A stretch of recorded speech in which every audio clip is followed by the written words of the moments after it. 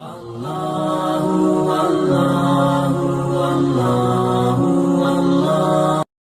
اللہ الرحمن الرحیم۔ السلام علیکم۔ آج کی نشست میں ہم خفیہ تبلیغ اور اولین نو مسلم حضرات کا ذکر کریں گے۔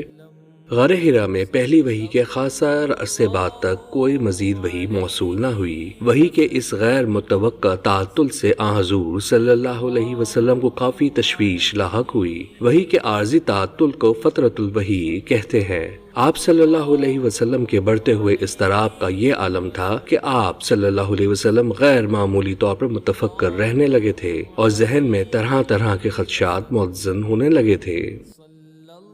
تبلیغ اسلام سے متعلق پہلی وحی۔ اذیت دے وقفہ آخرکار ٹوٹ گیا اور سورہ مدثر کی ابتدائی 7 آیات نازل ہوئیں۔ ارشاد ربانی ہے، بسم اللہ الرحمن الرحیم، یا ایھا المدثر، اے اوڑھ لپیٹ کر لیٹنے والے، قم فانذر، اٹھو اور خبردار کرو، وربک فکبر، اور اپنے پروردگار کی بڑائی کا اعلان کرو، وثیابک فطہر، اپنا لباس پاک رکھو، والرجز فاہجر، گندگی سے دور رہو، ولا تمنن تستکثر، زیادہ حاصل کرنے کے لیے احسان نہ کرو، ولربک فاصبر، اور اپنے پروردگار کی خاطر صبر کرو۔ حضرت خدیجہ رضی اللہ عنہا نے حضور صلی اللہ علیہ وسلم کے اضطراب اور تلاطم کو دیکھا تو انہوں نے آپ صلی اللہ علیہ وسلم کو کچھ آرام کرنے کا مشورہ دیا۔ اس پر آپ صلی اللہ علیہ وسلم نے فرمایا، آرام کے دن اب بیت گئے، اب تو میں لوگوں کی برائیوں اور ان کے نتیجے میں اللہ کی طرف سے ملنے والی سزاؤں سے خبردار کروں گا۔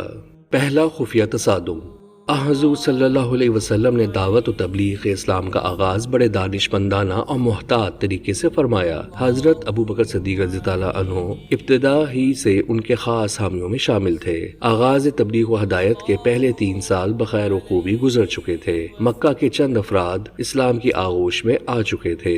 ایک روز کچھ مسلمان ایک پہاڑی درہ میں نماز میں مصروف تھے کہ قریب سے گزرتے ہوئے مشرکین کی ایک ٹولی نے ان کا مذاق اڑایا۔ یہ تلخ صورتحال یکلق نازک شکل اختیار کر گئی۔ کھلم کھلا تصادم شروع ہوا تو حضرت سعد بن ابی وقاص رضی اللہ عنہ نے اونٹ کی ایک بڑی سی ہڈی اٹھا کر ایک مشرک پر دے ماری، جس سے اس کے سر سے خون بہنے لگا۔ حالات مزید خراب ہونے کا سخت اندیشہ تھا، مگر حضور صلی اللہ علیہ وسلم کی دانش مندی سے بات وہیں پہ ختم ہو گئی۔ دارالارقم، اولین مرکز تبلیغ۔ حضرت ارقم رضی اللہ عنہ کا مکان کوہ صفا کے قریب واقع تھا۔ حضور صلی اللہ علیہ وسلم نے اسے مسلمانوں کے ابتدائی مرکز کے طور پر منتخب فرمایا تھا تاکہ حلقہ اسلام میں نووارد مسلمان یکجا ہو کر سکون اور تحفظ کے الگ تھلگ ماحول میں اطمینان سے نماز ادا کر سکیں۔ چنانچہ ابتدائی عرصے میں اسلام میں داخل ہونے والے تمام مسلمانوں کی تعلیم و تربیت اور رشد و ہدایت کا مرکز دارالارقم ہی تھا۔ دارالارقم کو دارالاسلام یعنی مرکز اسلام کے طور پر تعمیری خدمات کا منفرد شرف حاصل ہوا، حتیٰ کہ تبلیغ اسلام کے ابتدائی دور کے بعد بھی یہ تاریخی مرکز اپنے مخصوص کردار ادا کرتا رہا۔ ابتدائی تبلیغ کے سست رفتار نتائج۔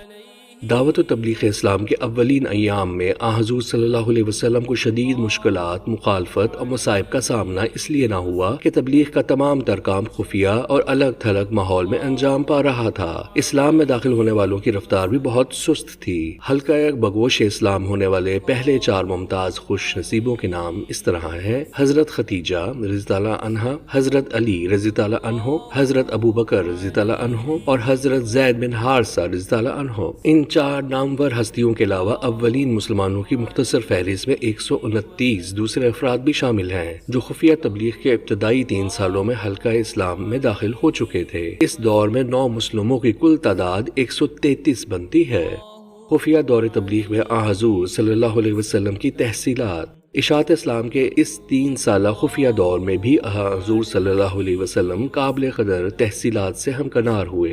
ابتدائی نو مسلم بہت بلند پایہ افراد تھے، ان کی تعداد 133 تھی جو اتنی کم بھی نہیں تھی۔ اگر دیکھا جائے تو قبول اسلام کی سالانہ اوسط 44.3 بنتی ہے، جو ان ناسازگار حالات میں قطعی حوصلہ شکن نہیں تھی۔ اس دور میں حضور صلی اللہ علیہ وسلم نے صحیح العقیدہ مسلمانوں کی ایک ایسی ٹھوس جماعت تیار کر لی تھی جن کے تمام افراد کا انداز فکر و کردار بہت سلجھا ہوا تھا۔ ان 9 مسلموں میں مندرجہ ذیل امور کے بارے میں غیر معمولی وضاحت اور استقامت پیدا ہو چکی تھی۔ نمبر 1، توحید کی برکتیں اور شرک کی برائیاں۔ نمبر 2، حضور صلی اللہ علیہ وسلم کی رسالت پر ایمان۔ نمبر 3، قرآن حکیم پہ اللہ تعالیٰ کے کلام اور جامع ہدایت نامہ ہونے پر یقین محکم۔ اور نمبر 4، آخرت پہ پختہ یقین۔ دعوت و تبلیغ و اسلام کا کام علی العلان شروع ہونے کا وقت اب آ چکا تھا اور حضور صلی اللہ علیہ وسلم اپنے مقدس مشن کے اس نئے مرحلے کے لیے پوری طرح تیار دکھائی دے رہے تھے۔